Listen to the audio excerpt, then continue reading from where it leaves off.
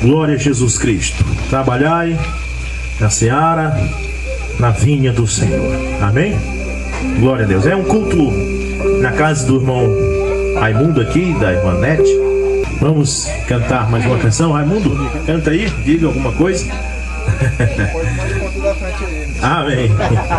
Glória a Deus. Então eu vou cantar a última chamada, tá bom? Cantemos essa canção.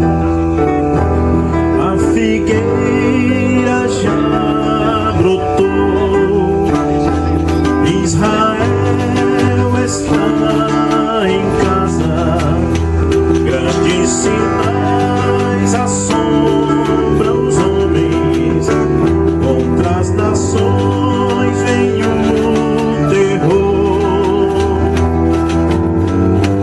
A justiça acabou, a impunidade impera, tragédia e desamor. As religiões enganam, escondendo o caminho do homem ao seu Criador. Mas esta é a última chamada, o fim do tempo já chegou. Pra este mundo não tem mais nada, ó, arrependa-te, pecador. Bebedeiras, curtições, orgias, depravações, usura e prostituições. E se ouvem o evangelho, diz deste jeito eu não quero, já tenho religião. A Bíblia de lado deixando, ídolos vão adorando, dizendo isso é tradição. Mas esta é a última chamada, o fim do tempo já chegou. Pra este mundo não tem mais nada, oh, arrependa-te, pecador. Pois esta é a última chamada, o fim do tempo já chegou. Pra este mundo não tem mais nada, oh, arrependa-te, pecador. Amém. Glória a Deus. Bom é poder fazer isso, o ID de Jesus Cristo, porque fazendo isso, a Bíblia diz que o atalaia, eu creio que é em Jeremias, mas se o atalaia não avisa do perigo iminente, então certamente o sangue dos que perecerem, porque ele não avisou, estará sobre ele, né? Então nós estamos aqui postos como atalaia para avisar que o sistema religioso que opera no mundo hoje está errado, está fora das Escrituras, e o que está fora das Escrituras não pode salvar. E como prova de que está errado, está caindo e está desmoronando cada vez mais, e em vez de estar salvando, em vez de estar tirando o povo do mundo, está o mundo entrando dentro da igreja, e o mundo está vencendo. Esta é a verdade, cada vez mais. E você vai ver isso daqui a 10 anos, 20 anos, como ficará. Mas eu quero ler Atos 17, versículo 29, diz assim: sendo nós, pois, geração de Deus, não havemos de cuidar que a divindade seja semelhante ao ouro, ou à prata, ou à pedra esculpida por artifício e imaginação dos homens. Mas Deus, não tendo em conta os tempos da ignorância, veja bem, mas Deus, não tendo em conta os tempos da ignorância, ou seja, quando a gente não sabia, era ignorante, Anuncia agora a todos os homens em todo lugar que se arrependam. Agora o verso 31 diz: porquanto tem determinado um dia em que com justiça há de julgar o mundo, por meio do varão que destinou, e disso deu certeza a todos, ressuscitando-os dos mortos. Então está falando de Jesus. Poderia sentar. Este varão que Deus a julgar o mundo através dele é Jesus. Amém? Amém. É claro que está falando de Jesus, porque diz que e disso deu certeza a todos, ressuscitando-o dos mortos. Então Deus vai julgar o mundo por Jesus, não vai julgar o mundo por nenhuma espécie de religião. Porque para Deus julgar o mundo pela religião, tinha que haver uma religião certa. Para que ele pudesse chegar aqui com o irmão Lauro e dizer assim, ó, como tu não estava na religião tal, então tu está condenado, né? Mas como nenhuma religião está certa, Deus vai dizer assim, ó, se tu não estiver em Cristo, tu está condenado. Verdade. Não é verdade? Verdade. Então se o Lauro não estiver em Cristo, aí Deus vai dizer, ó, tu está condenado porque tu não estava em Cristo, tu não entrou em Cristo. Então Romanos capítulo 8 diz, nenhuma condenação há para os que estão em Cristo. Não diz assim, nenhuma condenação há para os que estão numa religião, uma denominação, assim por diante. Então a Bíblia está dizendo claramente que Deus vai julgar o mundo por Jesus Cristo.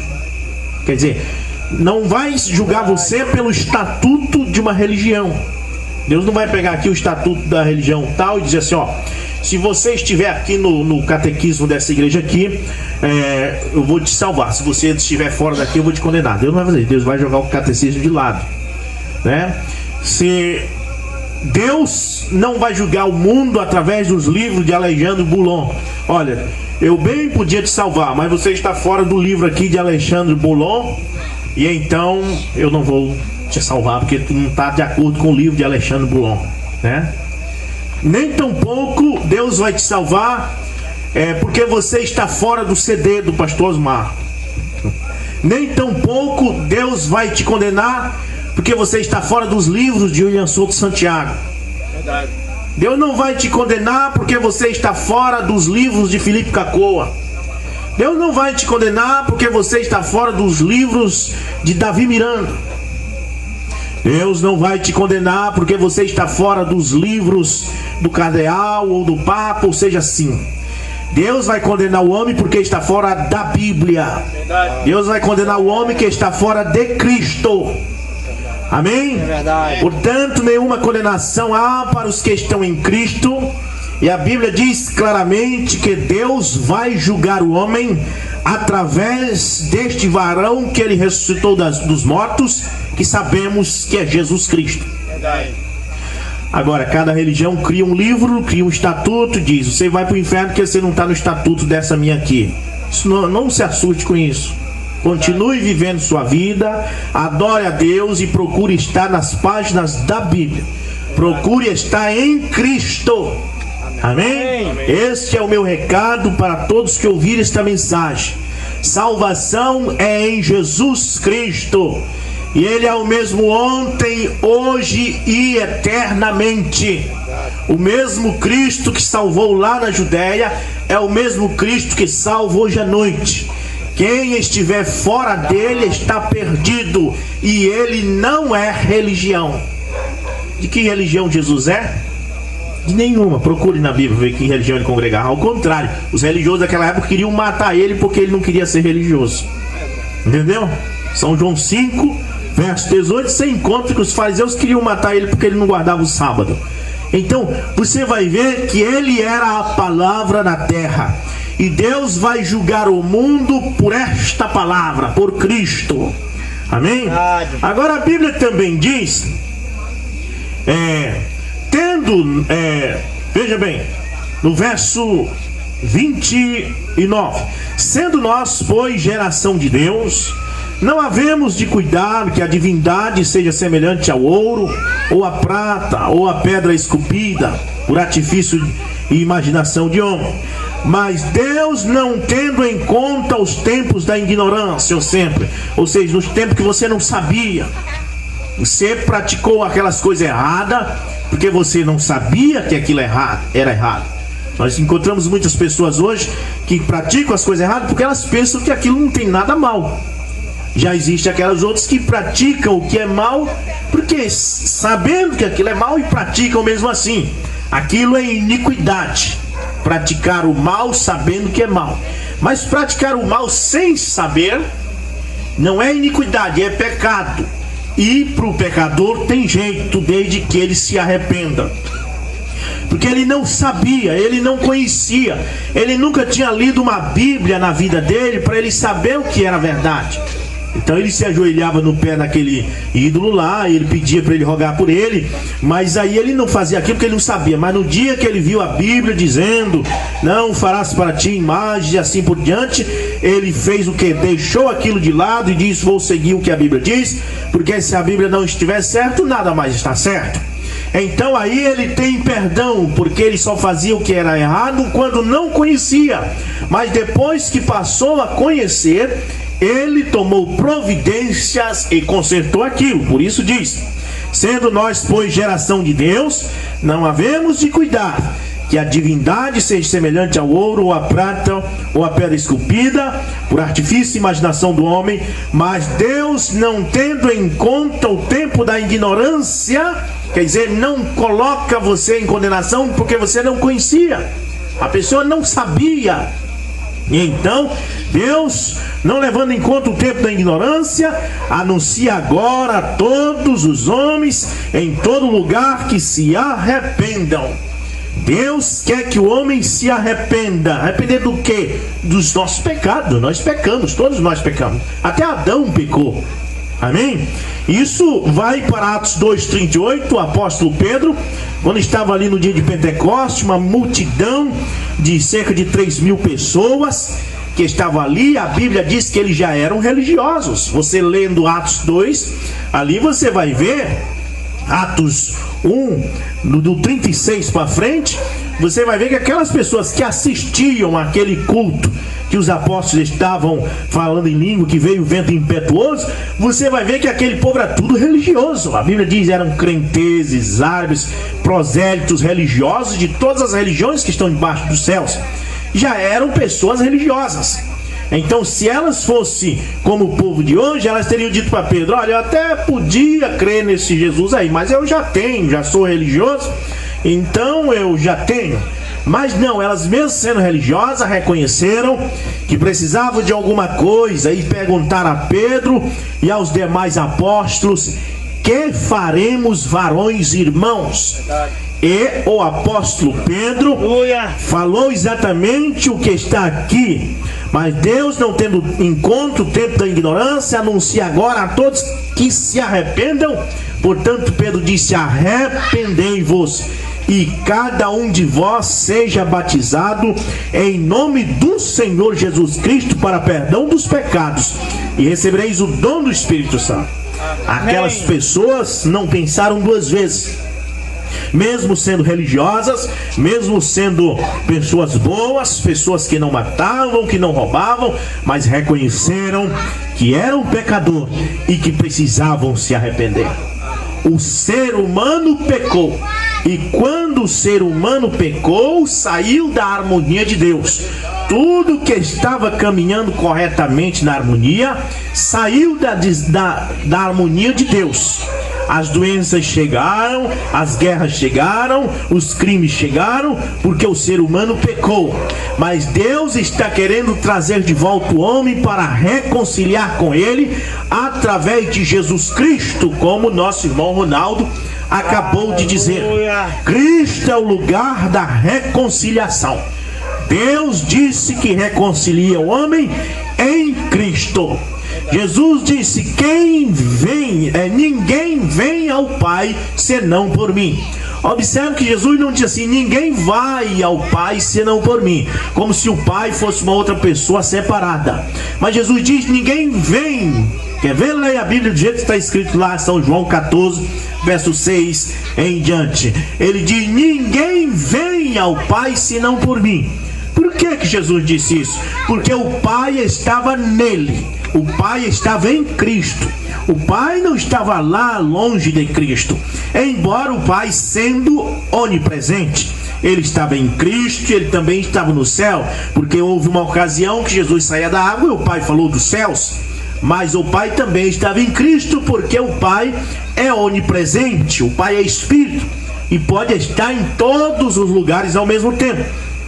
Portanto, este Pai, que é o Espírito eterno, é Ele que é o poder vivificador, que ressuscita os mortos, é Ele quem cura os enfermos. Jesus disse isso, Ele disse: eu não posso fazer nada de mim mesmo, o Pai que está em mim é que faz as obras. Então esse Espírito eterno que fez os céus e a terra, é Ele quem ressuscita mortos. Inclusive foi Ele que ressuscitou Cristo na manhã do primeiro dia da semana. Então Jesus vem e diz assim: ó, sem mim nada podeis fazer. Por quê? Porque sem Jesus você não tem o Pai. Porque o Pai de Jesus é o Espírito Santo. Maria ficou grávida do Espírito Santo. A Bíblia diz a José: não tema receber tua mulher, porque o que nela está gerado não é de homem algum, mas do Espírito Santo. E não há dois Espíritos. A Bíblia diz de uma só fé, um só batismo, um só Espírito, em Éfesos 4 em diante. Então sabemos que o Pai de Jesus é o Espírito Santo. E é esse Espírito Santo que vivifica a pessoa que morreu. É esse Espírito Santo que vai ressuscitar os mortos no dia da ressurreição. Foi esse Espírito Santo que ressuscitou Lázaro na hora que Jesus deu aquela ordem. É esse Espírito Santo que mantém a igreja viva na palavra. Quando a igreja está sem o Espírito Santo, ela vira em um lugar de festanças, de gincana, de piqueniques. A palavra vai embora e fica só festa. Você entendeu? Porque o Espírito, que é o Pai de Jesus, se foi. E a igreja se tornou um defunto florido, muito bonito, muito pintado, mas não tem vida, não adianta nada. Não é verdade? Então, o que está faltando para esta era é isto: o Espírito Santo. Porque o Espírito Santo te mantém vivo. Não adianta nem descer as águas e mesmo batizar em nome de Jesus e não receber o Espírito Santo que mantém vivo. A pessoa que tem o Espírito Santo, ela mantém-se firme na palavra, ela não dá ouvido a ventos de doutrina, ela está todo o tempo no centro da vontade de Deus. Então, muito bem. Então nós temos a escritura muito boa que nós lemos, que diz: porque tem determinado um dia em que com justiça há de julgar o mundo. Deus vai julgar. E Ele não vai julgar, como eu disse há pouco, pelas religiões, mas pela palavra de Deus. Ele não vai chegar assim e dizer: olha, Rubson, eu podia até te salvar, rapaz, mas tu não está de acordo com os livros do irmão Alexandre Boulon. Não, ele não vai fazer isso. Ele poderá dizer assim: Robson, eu ia te salvar, mas eu não vou te salvar porque tu está fora da minha palavra, da Bíblia. Portanto, eu quero estar de acordo com a Bíblia para que eu possa me salvar. Amém? Então, todos os que foram encontrados no livros, disse o profeta Daniel, que haveria um tempo de muita angústia, um dia o qual seria um dia difícil. Está em Daniel capítulo 12. Diz assim: e naquele tempo se levantará Miguel, o grande príncipe, que se levantará pelos filhos do teu povo, e haverá um tempo de angústia, qual nunca houve, desde que houve nação, até aquele tempo. Mas naquele tempo livrar-se-á o teu povo, todo aquele que se achar escrito no livro. É o livro da vida do Cordeiro, é as Escrituras Sagradas. Só existe este livro. Este livro está na terra em forma de papel, mas ele está com Deus, na mente de Deus. Verdade. Todos nós precisamos estar identificados nas Escrituras. Se nós não estivermos identificados nas Escrituras, nós estamos perdidos. Verdade. Uma pessoa diz assim: me mostra o nome de William Branham na Bíblia. Tem que estar. O nome dele, do irmão Branham, tem que estar na Bíblia, porque se não tiver, ele não vai se salvar. Você entendeu? Ah, mas eu procurei lá e não achei. Pois é, mas o seu nome também tem que estar. O nome do Raimundo tem que estar, da irmã Nete tem que estar na Bíblia. Se não tiver, não vão se salvar. Mas não procure net aqui que você não vai achar. mas o seu nome tem que estar identificado com a Bíblia. Na hora que a Bíblia diz assim: arrependei-vos e cada um de vós seja batizado em nome de Jesus Cristo, e você é batizado em nome de Jesus Cristo, você vai ter que dizer: eu estou identificado com isto aqui. Verdade. Amém? Na hora que a Bíblia diz que Deus é um só, eu sou o Senhor teu Deus, o único Deus e não há outro, e você crer nisso, você diz: eu estou identificado com isso, o meu nome está aqui. Você se identifica com a Bíblia. Verdade. Mas na hora que a Bíblia diz: ouve Israel, Senhor teu Deus é o único Senhor, e você lê aquilo e diz: olha, eu podia bem crer nisso, mas a minha igreja não ensina assim. Minha igreja ensina que são 3 senhores distintos. Então você não está identificado com aquele versículo. Você entendeu? Na hora que você lê um versículo da Bíblia que diz que nós devemos nos vestir com pudor e decência, e você lê aquilo e diz: eu sei que está escrito aí, mas a minha igreja não ensina assim. Então você não está identificado com aquele versículo, você não está naquele versículo, você não se encontra nas páginas da Bíblia. E a Bíblia diz: naquele dia salvar-se-á todo o que for encontrado no livro. Portanto, você e eu temos que ser encontrados no livro. Amém? Muito bem. Então, esse é um recado importante. Meu Deus, o que faço para ser identificado no livro? O primeiro passo: descer as águas, como aqueles do dia de Pentecostes fizeram. Como o eunuco da rainha da Etiópia fez, quando Filipe pregou a ele o evangelho lá em Atos capítulo 8. Ele diz: o que impede que eu seja batizado? E Filipe diz: é lícito se tu creres. E chegando ao pé de uma água, a Bíblia diz: ambos desceram as águas, e Filipe o batizou. E dali para frente, o eunuco seguiu seu caminho em frente, salmodiando e regozijando o Senhor. E Filipe continuou pregando o evangelho, pregou em Samaria, e lá em Samaria ele pregou o evangelho para umas pessoas e batizou elas em nome de Jesus Cristo. E encontramos em Atos 8,14 que os apóstolos que estavam em Jerusalém, ouvindo que Samaria recebera a palavra de Deus, enviaram para lá Pedro e João, os quais impuseram as mãos para que eles recebessem o Espírito Santo, porque sobre nenhum deles havia ainda descido, mas somente eram batizados em nome de Jesus Cristo. Então esse é o primeiro passo. Os apóstolos nunca batizaram em nome da Trindade. A palavra Trindade não se encontra na Bíblia. E a Mateus 28,19, Pai, Filho e Espírito Santo, não significa 3 pessoas, mas significa 3 manifestações de mesmo Deus.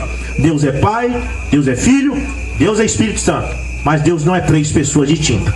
Deus se manifestou como Pai fazendo o mundo, Deus se manifestou como Filho salvando o mundo, Deus se manifestou como Espírito Santo em nós, nos vivificando e nos dando vida eterna. Mas Deus não é 3 pessoas distintas. Então você se identifica com a Bíblia quando você crê desse jeito, do jeito que a Bíblia diz. Você e a Bíblia se tornam um. Então é quando você é encontrado neste livro. Seu nome não é escrito no livro da vida quando você aceita Jesus. A Bíblia diz que os que têm o nome escrito no livro da vida é desde antes da fundação do mundo. Portanto, os que têm o nome escrito no livro da vida do Cordeiro são aqueles que ouvem a palavra de Deus e obedecem. O apóstolo João diz: os que são de Deus nos ouvem, os que não são, não nos ouvem. Então é fácil você identificar. Os que são de Deus creem com facilidade. O apóstolo Pedro, ele estava lá pescando, e quando Jesus chegou e disse: tu és Simão, filho de Jonas, eu te farei pescadores de homens, vem e segue-me. E ele creu na hora e seguiu. Ele não ficou debatendo, dizendo: não, a minha religião não diz isso. Ele seguiu.